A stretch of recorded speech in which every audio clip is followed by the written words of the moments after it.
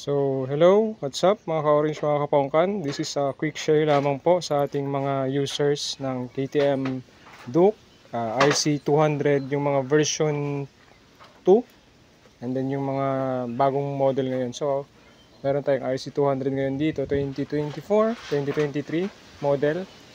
So, ang nangyari sa motor niya is ayaw mag-start. Nag-start siya pero namamatay. And then, as per checking, nakita natin na yung kanyang spark plug yung bumigay. Yan o. Ito. So, naiwan tong parang thread niya dun sa kanyang cylinder head. So, ito yung nangyayari. Nag-i-start siya, kaso namamatay. And then, parang naglo-loss compression siya, gawa nga ng meron ng singaw dun sa taas. Bali, para maiwasan na natin to, pwede nyo i-check yung mga spark plug nyo, or either palitan nyo yung mga spark plug na stock nyo. So, mostly, parang ang reason nito is over-tighten ata to. Kaya na-release yung parang porcelain niya, and then yung body niya, naiwan yung thread sa, tawag ito, sa cylinder head. Papalitan na namin siya ng spark plug. Napagana namin to kanina, pinalitan namin yung luma, tinesting lang namin. And then bumili kami ng pang NS Rouser na spark plug. Ito na yun. Yung bagong spark plug na ikakabit natin.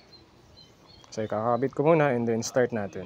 So ito na yung natapos namin na pinalitan ng spark plug.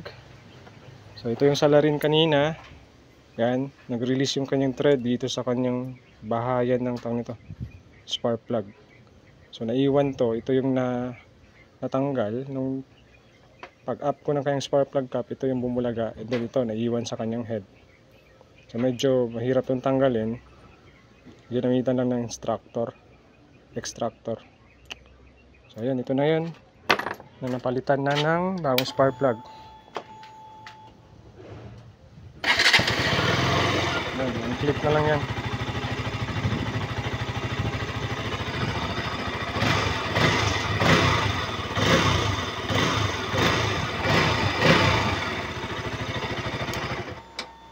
So yun lang yung reason kung bakit nag-stall tong motor na to habang tumatakbo.